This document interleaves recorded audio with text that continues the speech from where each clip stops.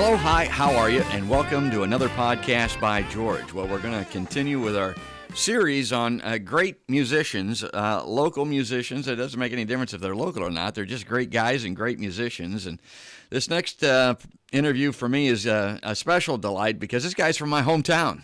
Yeah, James Biehn is joining us on Podcast by George. And I tell people that I don't live in the hometown any longer. They kind of ran me out of there. I don't think anybody wants to claim me, but James is kind of the favorite son there and came out of Norwalk with some other note of the Superman.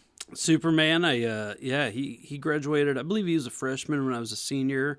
I graduated with his sister, Sarah, who's also a tremendous musician, and then also Jason Momoa was a couple years younger than me, and he's gone on to have some pretty great success. Yeah. So it's something in the water. I don't know what it is. I tell people that those guys, they were in the high school play before I was.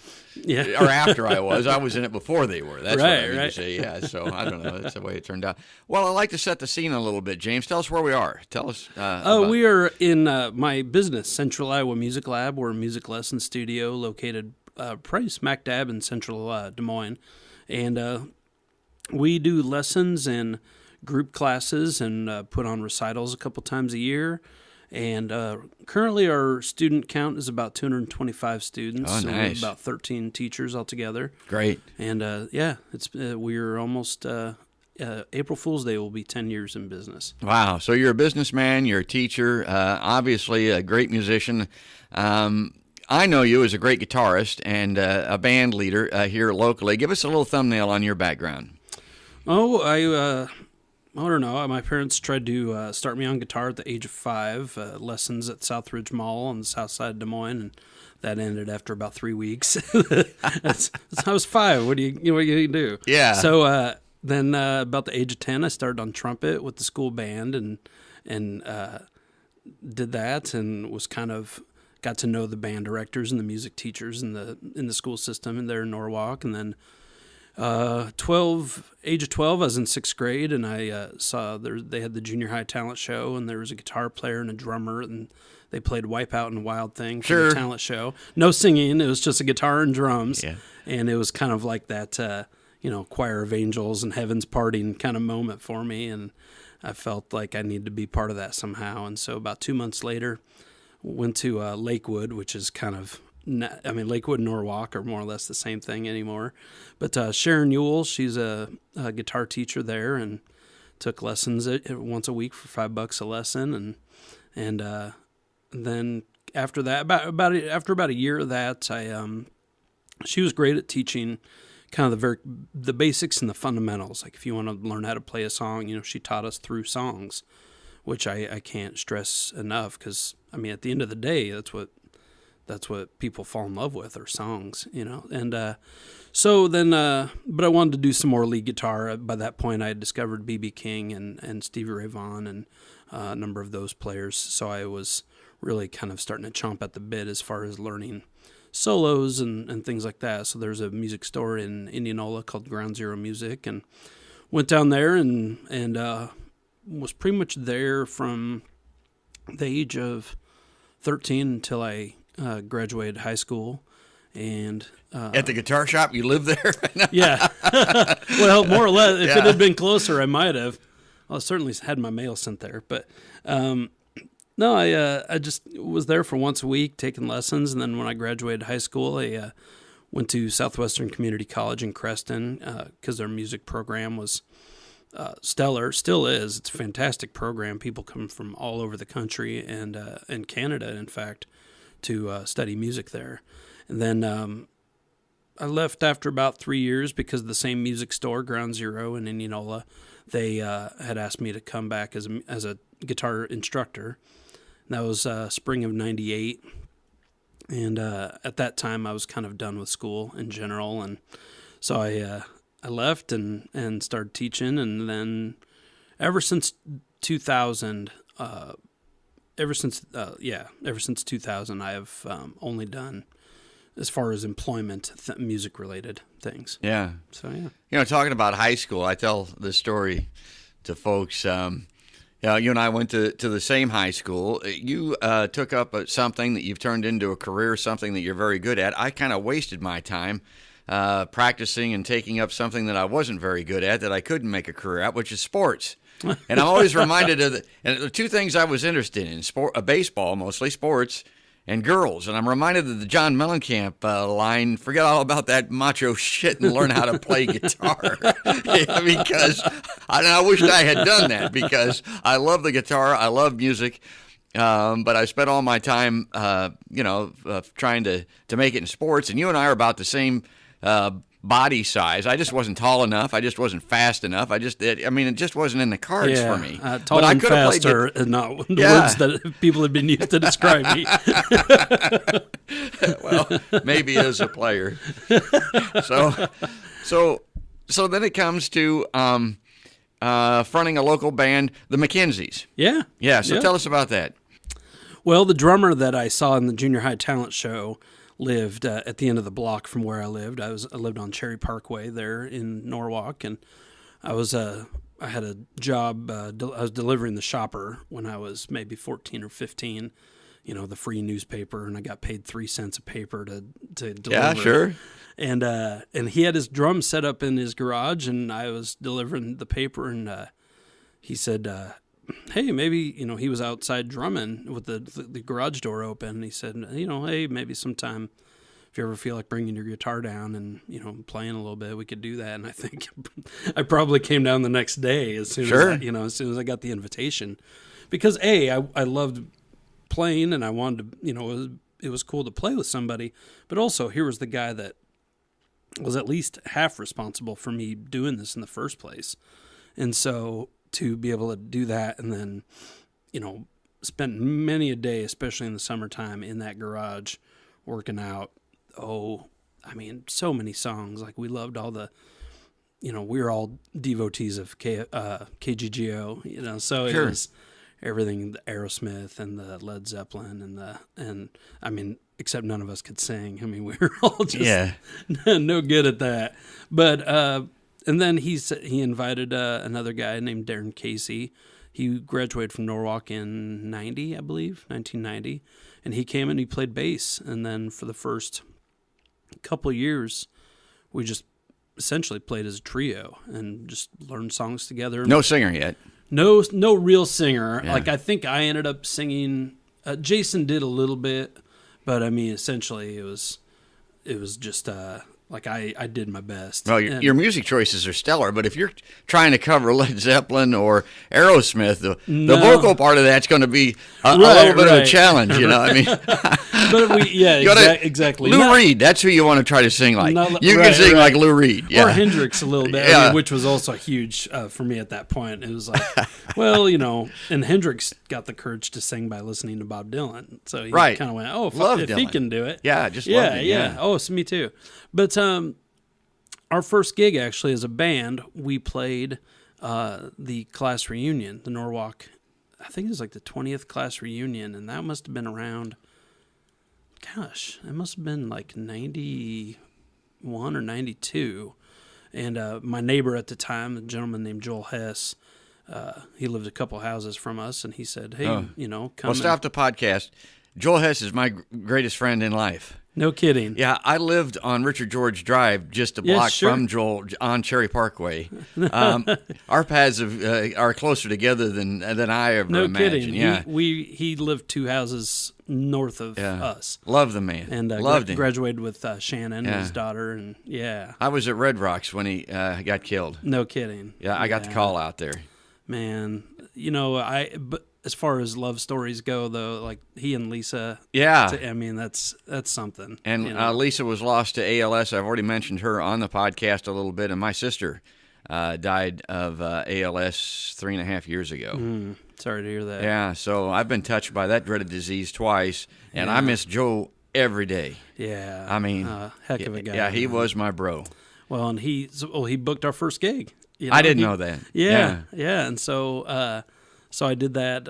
So we played that. It was at the was it the Hilton on the south side, kind of by the airport. Yeah, or something? Airport Hilton. Yeah. So that was our first gig, and I had my amp on a chair, and I mean, my dad made me wear a tie because he said if this is a job, and if you have a job, you need to wear a tie. Yeah, sure. And so that's what we did, and I mean, and then it just kind of went from there, playing the free stages at the state fair, and so on and so forth. And then we found a singer. I had went to a music camp in Maryville, Missouri, all through junior high and high school. Met this singer who's tremendous. He could sing all the Led Zeppelin stuff, and he ended up joining our band around the same time that I, about 94, 95, ended up, because he ended up going to school in Maryville, as did our bass player, so they would actually go to school during the week and come back on the weekends, and we would rehearse and play. And we recorded an album in 97, all original material. We ended up recording 2 albums, one in 97 and one in, I think, 2000. And ended up selling, I don't know, about 3,000 or 4,000 copies of collectively of both those albums, and did a bunch of great stuff. Opened for Eddie Money and Head East, and both those shows were at the Roof Garden in Okoboji. So for me to be, I was just doing what I, whether I was on a stage or I was in my basement bedroom, I would have been doing it anyway. Yeah. So it was an extra treat to be able to meet these players and be able to do just all these fantastic things and make an album and just play. Like, at least, I attribute a lot of what I do as a musician to that schedule and that, and just watching, and especially our drummer was just really good at the business side of things, whereas the singer. Well, that's a bonus. Yeah, that doesn't happen very often in bands. Yeah. Well, yeah, his name is Jason Smith, and pretty much as soon as he got a permit or a school driver's license, he was DJing school dances, and now he runs one of the biggest sound companies in the state. It's called Iowa Sound, and it's just been really cool to see, like, he had that work ethic set at 14, 15, So, so he just, that all happened, but then, band dynamics get in the way, and everybody's young, and just things happen. And so we ended up, I think, fall of 2001, ended up splitting, or maybe spring of 2001, and split up, done maybe 3 or 4 reunion shows since then. And it's been fun, but now we're all at the age where, at least speaking for myself, I'm starting to forget the songs. Yeah, right. how the songs go and how they're played and what chord comes next. Yeah. So yeah, that was, and that all happened in Norwalk. So that's amazing. A really special thing. Yeah. Not much happened to me in Norwalk, and nothing good anyway. Well, I would go as far as to say that, every weekend since especially through high school, every weekend I was in bars. Yeah. And ironically, that I believe that kept me out of a lot of trouble. Yeah. Because, you were working. Idle hands. Right. We were playing in Biehn. We were playing in Perry next to the rendering plant, and we were just doing all these gigs, and we didn't care where they were. It was just, it was, we were doing this thing that, we had just only seen on TV. Yeah. Well, I'm very interested in the background and in the music and how we get to where we're at today. You did a lot of session work. Yeah, I've done, 3 or 4 albums with the Nadas, as well as, just kind of anybody that asks. There have been a few studios in town, in Des Moines here, and I've kind of anybody that comes my way and says, hey, we need a guitar for this thing, we need acoustic strumming or a solo or whatever it may be. I'm fortunate enough that I often get the first call to come do it. And so if I want to pick up a song off of YouTube, or it's a performance of yours, what would I pick up off of YouTube, or what would be a good song to play on the podcast? Well, on YouTube, all of my every song on my album you can find. Like, if you just put me in the search on there, I have I don't know, like the first track on there is one called Ring Me Out that I like. It's kind of a I don't know, I'd probably put it in the Stones category. Kind of has a slide guitar solo and, that kind of thing. It's great. So, Okay, Ring Me Out. Ring Me Out. All right, so let's check out Ring Me Out by James Biehn.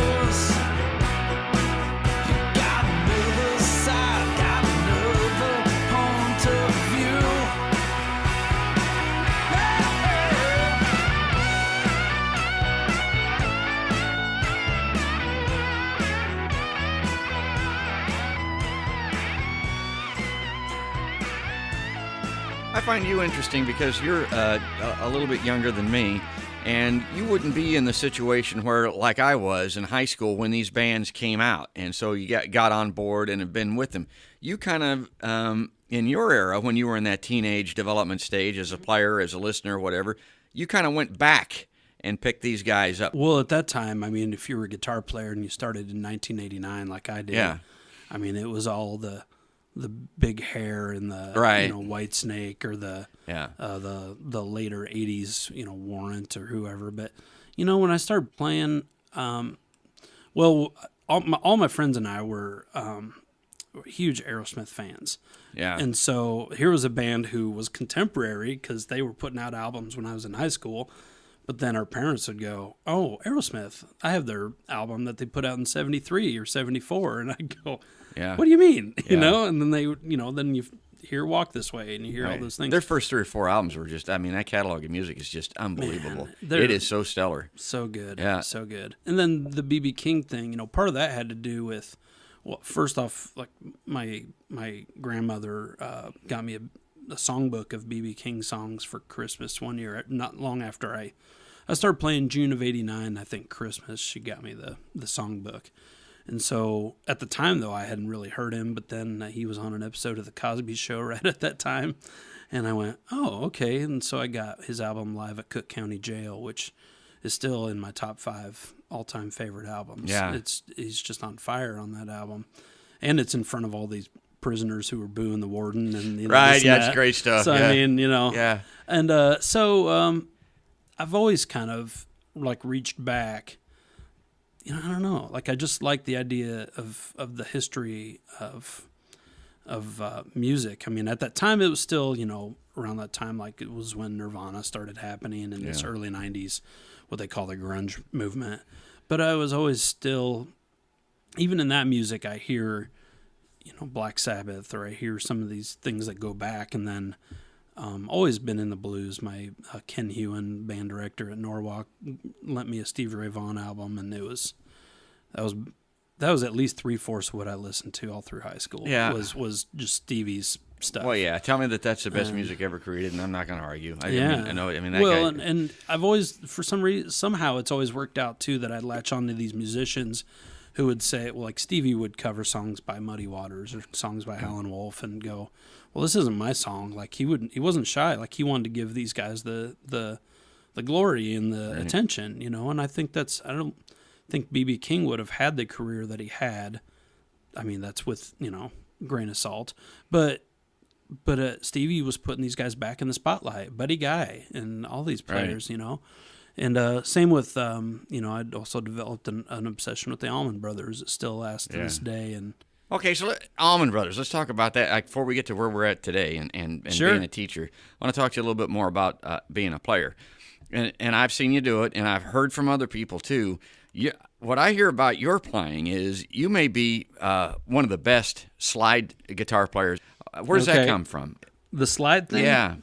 I don't, the first time I really heard, I don't even remember the first time I heard slide. I remember when I got my first electric guitar, my parents got me a used electric for Christmas, and it had a slide in it, and I just kind of remember I don't even remember who told me what to do with it. It looked like a socket from a socket wrench set. Yeah, right. I was like, okay, well, I don't know what this is, but around 90 or 91, this kind of the big thing among guitar players was Robert Johnson, who's a Mississippi Delta acoustic blues guy, and a lot of people consider him to be the best.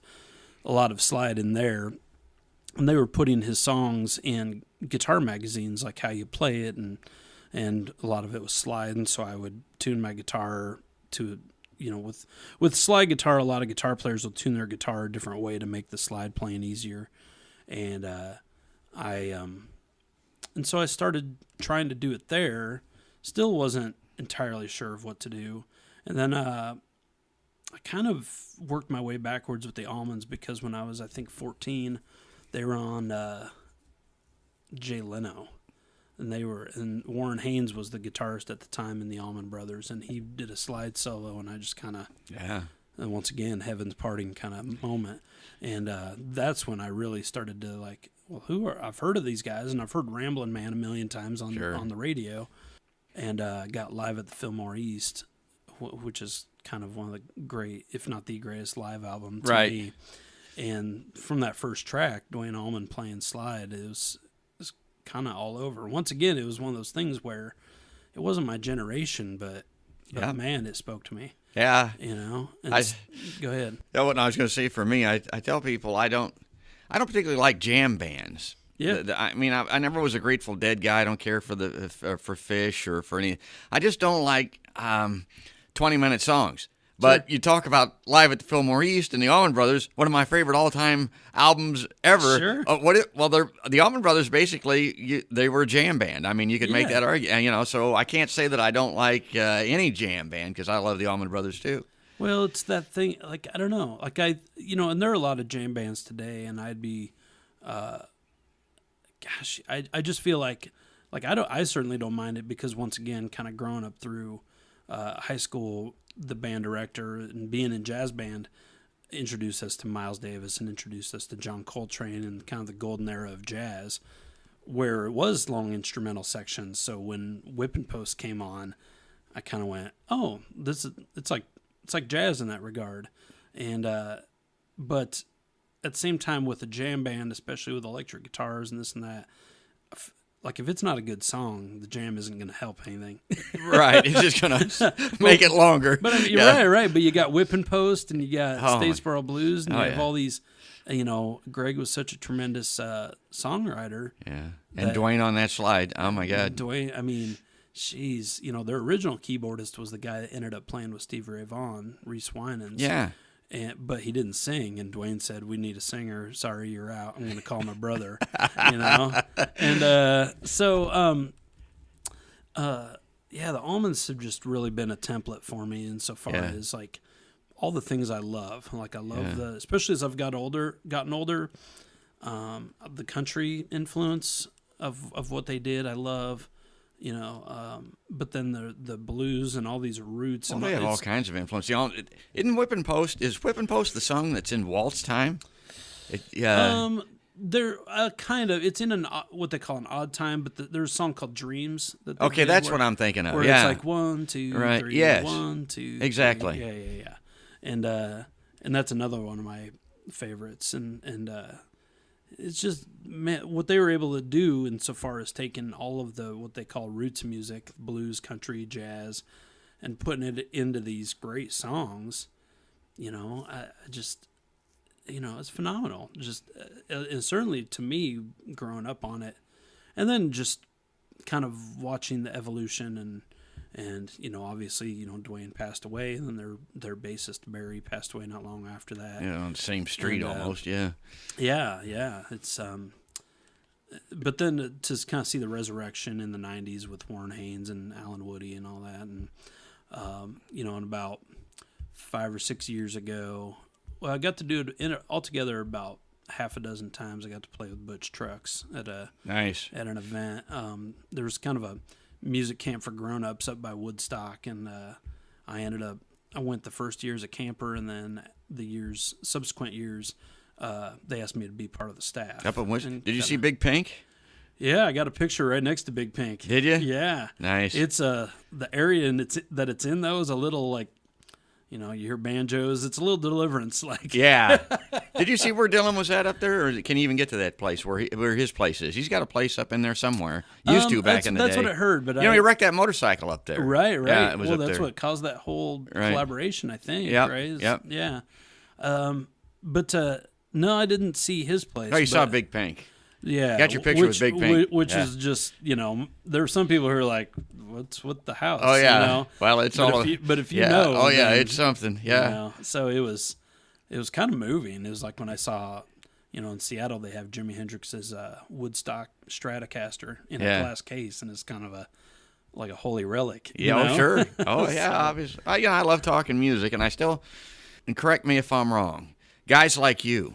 Guys like our friend Bob Pace, some other people. I tell people that if this were 1962, you guys, based on how good you are now, would have been Beck, Clapton, Blackmore, Page. Sure.